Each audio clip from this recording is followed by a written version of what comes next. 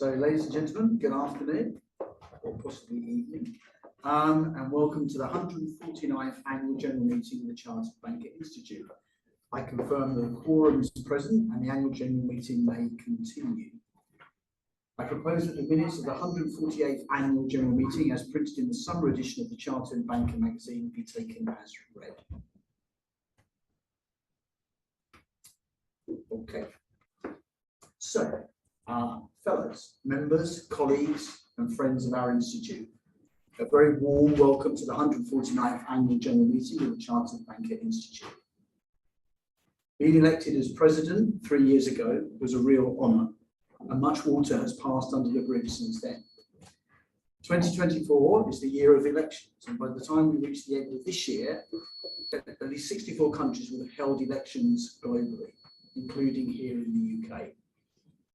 We all hope for governments across the globe that can tackle the challenges in our society and economy so that people and businesses can thrive after what has been a very challenging period of high inflation, high in recent terms, interest rates, and real cost of living challenges that I'm sure we have all felt, as indeed has the Institute. The world has also become a more challenging place. Conflict and the clear signs of climate change are on our screens daily and in our professional lives. And we need to find the right roads to navigate to conclusions that are good for all stakeholders, finding the right balance between financial outcomes as well as outcomes that will leave a longer-term positive footprint on our world. When I first spoke to you as President 3 years ago, I talked about the need for all of us as members of the Institute to have a clear understanding of the responsibility we as bankers hold in the communities where we live and work. I sought to align our objectives as an institute with this responsibility, setting out 3 areas of particular focus. The trustees and the Institute leadership have held these objectives in front and centre in all that they have sought to do in the last 3 years. To begin with, we felt it was important that the Institute continue to help the banking sector play its part in supporting the economic and social recovery and changes that flowed from COVID-19. And so we did, as we continue to support the Institute's membership in the UK and internationally through the difficulties presented by COVID, and continue to keep their professional knowledge and skills up to date in a rapidly changing world. A great example of this was building awareness and understanding of vulnerable customers through the Unique Practitioners Insight Survey CSI and our Institute carried out with our membership, and the subsequent innovative event with our Chartered Body Alliance partner in 2022. Secondly, for the Institute to establish itself as a leading global voice for responsible and sustainable banking, helping the sector make its contribution to achieving the global commitments on reducing the adverse impact of climate change. The transition to net zero should not be underestimated, and we must continue to be at the forefront of helping banks and bankers meet that challenge. In this regard, the Institute has been working at the leading edge of sustainable finance education for bankers for some time now. And we took this commitment to the next level with the launch of the Principles for Responsible Banking Academy, or PRB Academy for short, in 2022. The PRB Academy was born from a partnership with the United Nations Environmental Programme Initiative and GIZ. It is underlined our commitment to sustainability by supporting the implementation of the UN Principles for Responsible Banking. The sheer scale of this project and its potential for influencing the responsible banking agenda globally makes this arguably one of the most important milestones in our 150-odd year history. And finally, to continue to build a broader and international presence for the Institute. We're extremely proud of the fact that we have members in over 100 different countries around the world, but we want all those members to become advocates for our work, helping us to enhance and strengthen our global profession. The international influence and collaboration continues to build significantly in Australia, Malaysia, Taiwan, India, Pakistan and Singapore, where we work alongside partner institutes, and in newer markets for us such as the Middle East. By harnessing the power of the PRB Academy, we've also been able to extend the global reach and presence of the Institute to parts of Africa, Central America and South America. Whilst reflecting on the progress made in meeting the objectives we've set, it's also appropriate to reflect on our journey to become the leading voice in responsible banking, but also the challenges that we've faced as an institute over the last 12 months. Banking is once again at the forefront of yet another profound transformation, driven by the development of AI and technology and the need for banks to integrate sustainability into their core strategies. These two global megatrends shaping the future of banking have been set against the backdrop of socio-economic headwinds, including a global inflationary crisis, a climate of rising interest rates, and a cost of living crisis, which have all impacted banks and members and society more generally. At such a time, banking professionals need to be agile, capable of continuous learning, and adept at navigating the delicate balance between innovation and risk management, and between ethical professionalism and risk-taking. These are skills that our members possess, and we continue to support them in developing these throughout their careers. During 2023 and 2024, the Institute has made great progress in delivering on its mandate in terms of thought leadership and education qualifications that support the evolution of the profession as the world around us continues to evolve and change, both in the UK and internationally. Our membership shows a high level of retention and satisfaction versus our peers. Alongside this, we've invested in our educational platforms, appointing Tanya Retta as Education Director to lead our work here. This has allowed the rest of the leadership team to focus on presence, voice, and efficacy of our operations, all of which we believe will underpin continued growth in revenue and a recovery in earnings. We've delivered 2 new qualifications, a new professional banker certificate and the certificate in digital banking and AI, as well as an additional PRB Academy module focusing on nature. A new qualifications framework is being rolled out, incorporating digital certificates, creating operational efficiencies, as well as reducing our carbon footprint. The Institute has greater reach, impact, and influence in terms of thought leadership, whether that be through international speaking engagements, meetings with policymakers and regulators, or through our flagship events, amplifying our voice and reputation on responsible and sustainable banking, both at home and abroad. Whilst profitability per se is not part of our mandate, as we are a not-for-profit charity, we do, as a board of trustees, have an obligation to maintain the financial integrity of the Institute and to oversee an institute that is sustainable financially as well as strategically. In the last few years, we have invested significantly and necessarily in our digital footprint whilst launching the PRB Academy. As of today, it's true that neither of these strategies and these investments have yet yielded the returns that we had expected. We do, however, continue to believe that it is a matter of time before they do so. In the last year, we achieved revenues of £5 million, but with expenditure coming in at 6.5 million, this resulted in a loss of 1.5 million, which we have covered by drawing on our reserves. Clearly, there is a limit to a strategy that relies on drawing on our reserves to fund the deficit, as our reserves are by their nature finite. We have therefore realigned our cost base to a more conservative forward trajectory for the revenues, whilst the PRB Academy and other initiatives take longer to realise their potential. We've made a number of changes to the PRB Academy proposition to reflect feedback from a number of banks with whom we work. We are confident that banks will engage with this critically important aspect of their business and in the future, notwithstanding the lighter political and regulatory emphasis in the last year or so. We had also invested in our international business development by adding Ian Hardcastle, a former trustee, to the team. Ian was making an invaluable and significant contribution when he sadly and suddenly passed away in March of this year. Ian was a tremendous advocate for the Institute, and he brought an enthusiastic, energetic, and professional commitment to not just his work with the Institute, but across his career. Many of us knew Ian outside the Institute and admired his passion, zest for life, and ability to always be there when he was needed. He will be missed by many, in particular his wife Annette and family, to whom we extend our condolences. Stepping down with me today at the conclusion of this AGM will also be the Institute's long-serving CEO, Simon Thompson, who is to become the Managing Director of the new Global Capacity Building Coalition, which was announced at UN COP28 Climate Summit last year.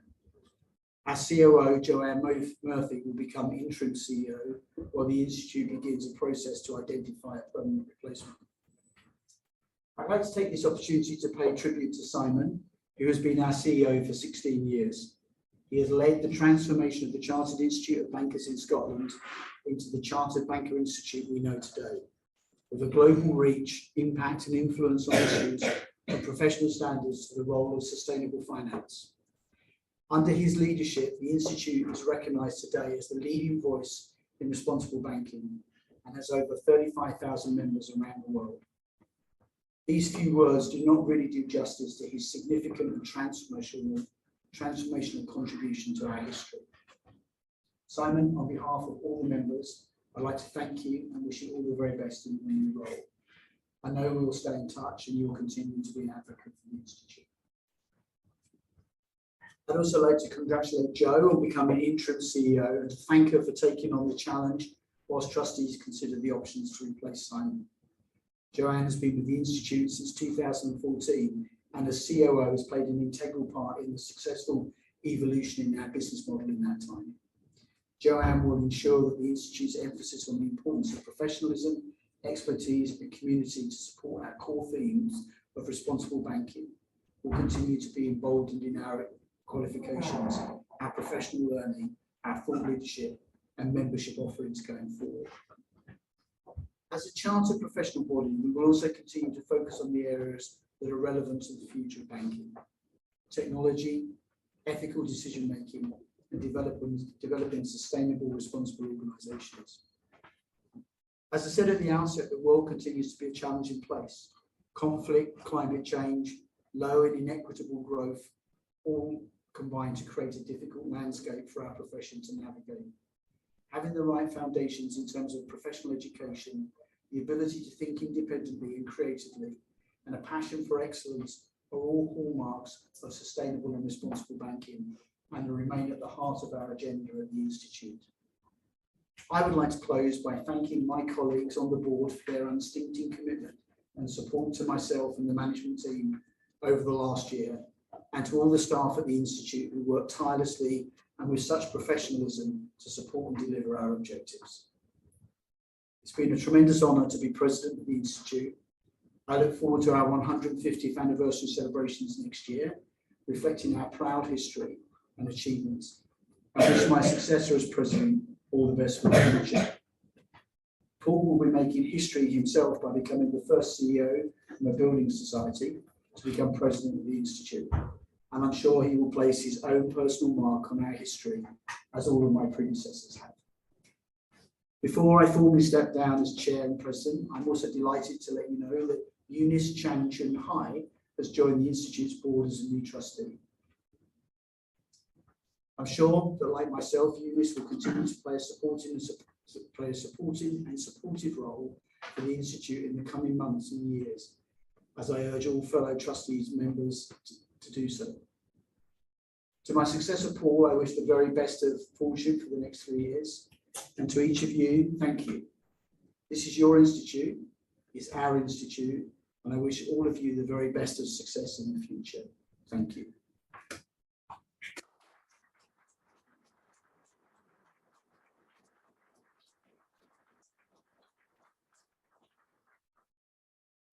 So we now turn to the formal part of the meeting. The resolutions to be put to members this evening appear in the notice of meeting, which was published in accordance with our charter and rules. First item is the submission of the annual report for 22/3 to 24. So we'll now consider the Institute's annual report for 22/3 to 24. The full annual report, together with annual accounts, is available to members on the Institute website. The annual report has been considered by the Audit and Risk Committee and our Board of Trustees and is recommended by the Board for adoption.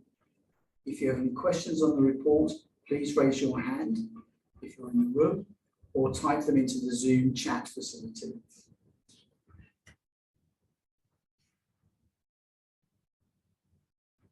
No questions? Okay. I now propose the adoption of the annual report. Would ask those in favour to indicate their approval by voting accordingly, either using the Zoom voting facility if you're online, or by a show of hands if you are in the room. Okay, thank you. That vote has been passed. We now turn for the accounts for the years 29 and 24 and our auditor's report.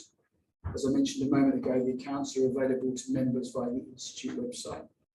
As with our annual report, the accounts have been considered by the Audit and Risk Committee and Board of Trustees and are recommended by the Board for adoption.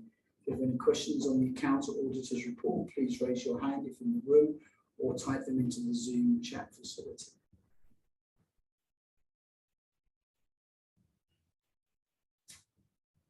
I now propose the adoption of the accounts. I would ask those in favour to vote accordingly using the Zoom voting facility if you're online, or by show of hands if you are in the room.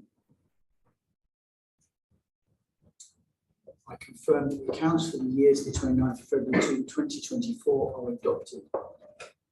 We will now deal with the appointment of the auditor for 24-25. The Audit and Risk Committee and the Board of Trustees propose the reappointment of CT as auditor. And I will ask that those in favour to vote accordingly using the Zoom voting facility or by show of hands if you're in the room. I confirm that CT is reappointed as auditor for 24-25. I'm entirely certain whether they've changed their name or whether people don't trust me to pronounce it properly, which is why it's CT now in the narrative. Okay. We will now deal with the appointment of role bearers for the Institute, starting with the appointment of the President until 2027. So the Institute's Nominations Committee met in September 23 to discuss the options for the Institute's President succession plan, which were presented to the Board of Trustees for discussion and approval at the board meeting held on the 5th of October 2023. It was agreed that the Nominations Committee would consider extending trustees consider existing trustees as potential successors for the president position to ensure continuity and effective leadership. A note of interest was received from Paul Denton, who was at the time Vice President, and an interview was conducted by a panel of nomination committee members in November 2023. The nominations committee were unanimous in their recommendation of Paul as the preferred presidential nominee. The recommended appointment adheres to the Institute's rules. I now ask those who support the appointment of Paul Denton, FCBI, as the Chartered Banker Institute President until June 2027, to vote accordingly using the Zoom voting facility or by show of hands in the room.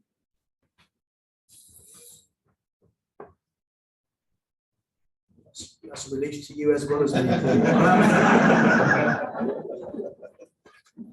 confirm that Paul Denton has been appointed as President of June 2027. Congratulations.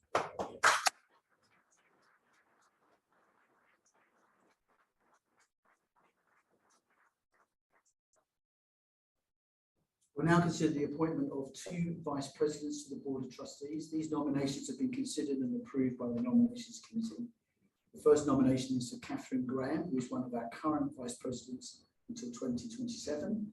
And the other nomination is for Billy McLeod, who's currently a trustee, again through until 2027. So I now ask those who support the appointment of Catherine Graham and Billy McLeod as vice presidents until June 2027 to vote accordingly using the Zoom voting facility if you're online, or by a show of hands if you are in the room. Congratulations. I confirm that Catherine and Billy have both been appointed as vice presidents.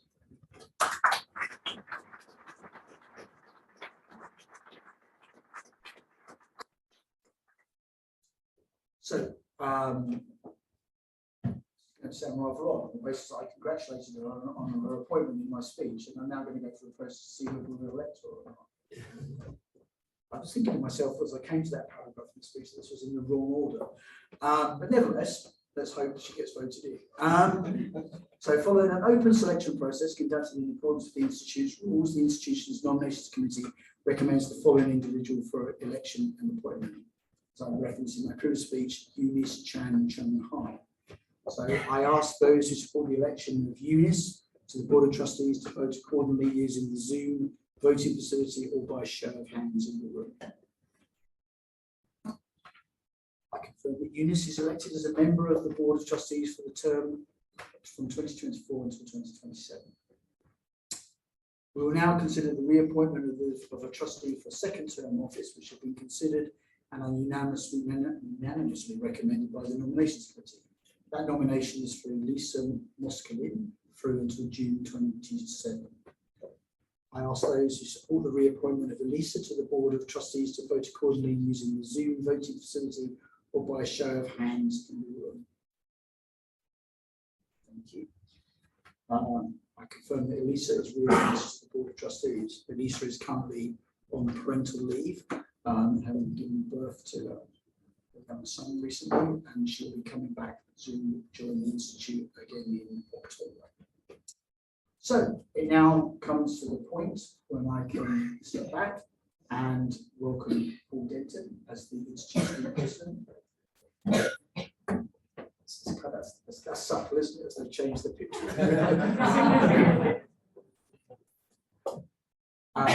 Paul, I'd like to say a few words as the new president, and I'll leave you to conduct the rest of the meeting. Thank you, Steve.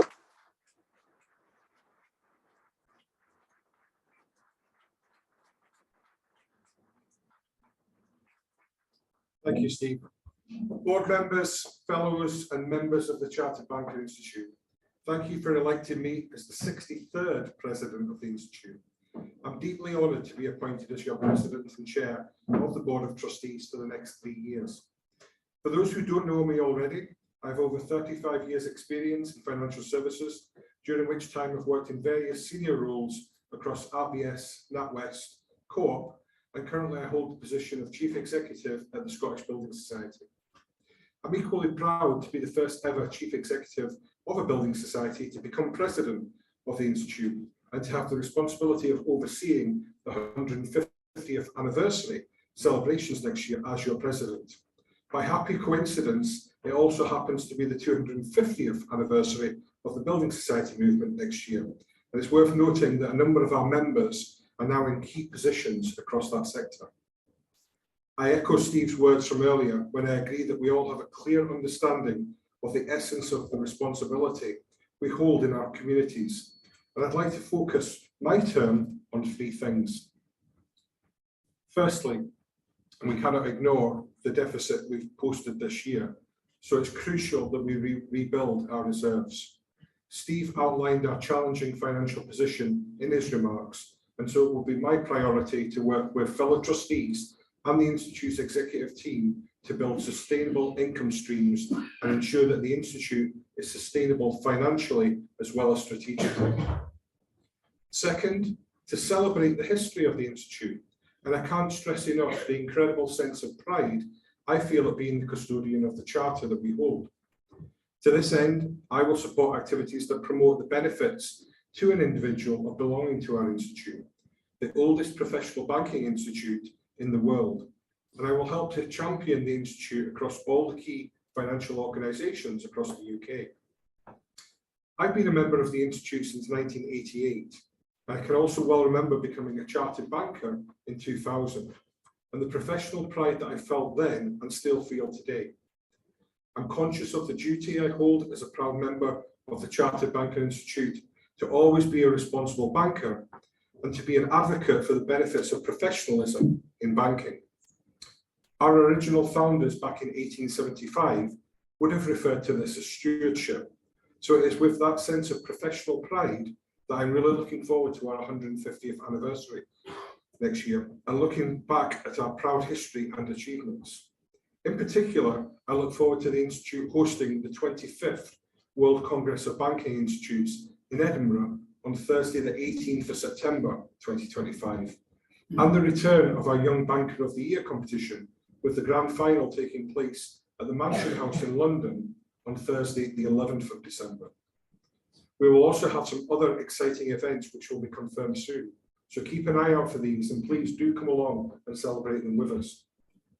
And thirdly, to enable and continue our growth in the UK and internationally, by increasing our global impact and influence, this work will include leveraging the investments already made in the PRB Academy and refocusing on our core proposition of Chartered Banker.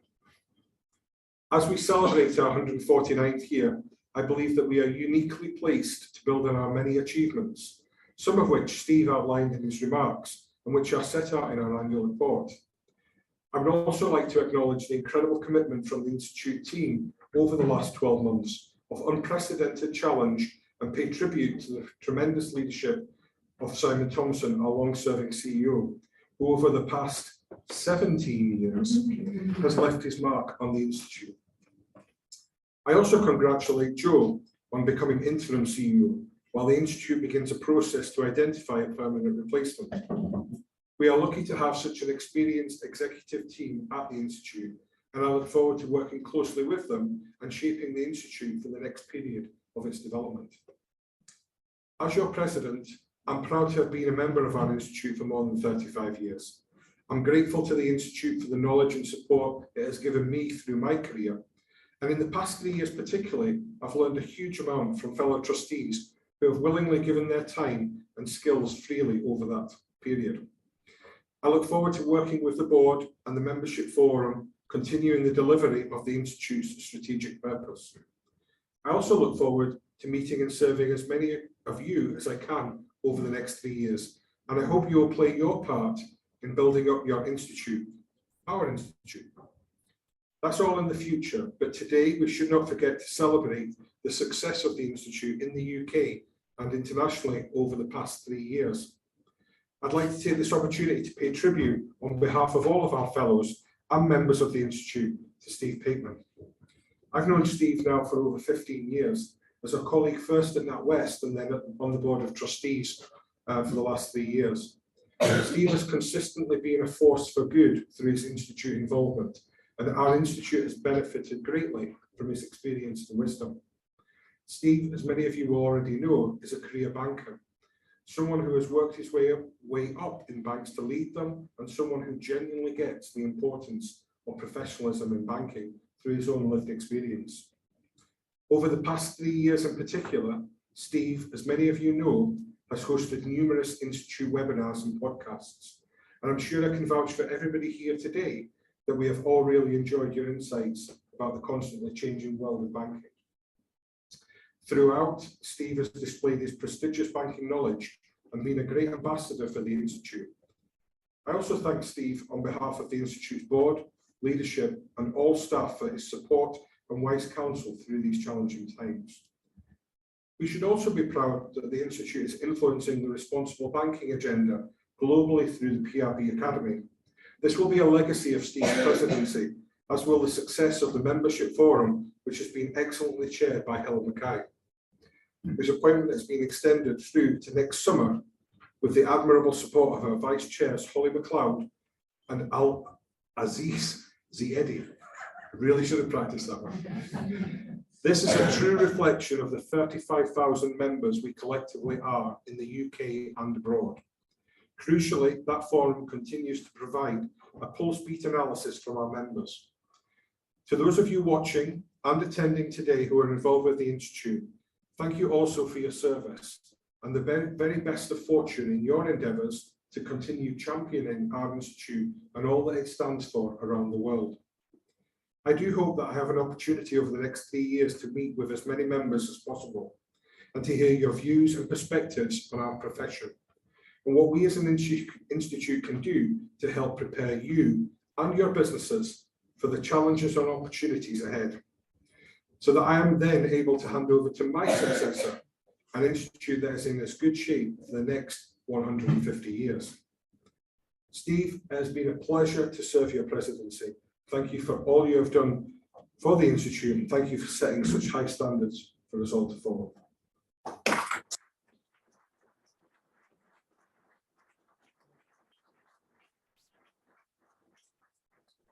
Thank you.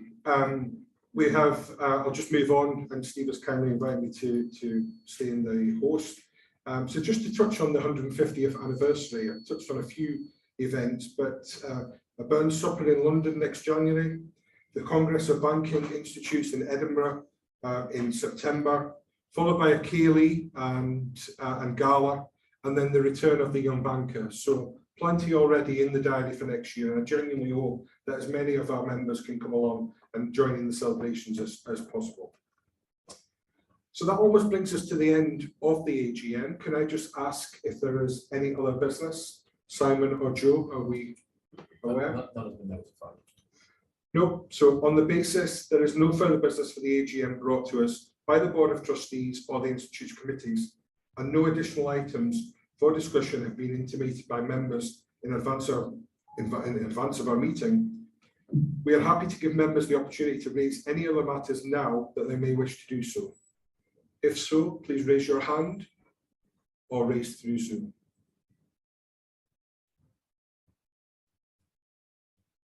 In the absence of any other business, I'd just like to close by saying thank you, ladies and gentlemen. That concludes the business of the 149th Annual General Meeting of the Chartered Banking Institute. I'm honoured to take on the role as your President, and I, your President, with my Vice Presidents and Board members, look forward to meeting and working with you over the course of the next 12 months as we continue to create a global community of responsible bankers. On that note, I will conclude proceedings for this AGM, and I hope you are as proud of the Institute as I am to be its President. Thank you very much.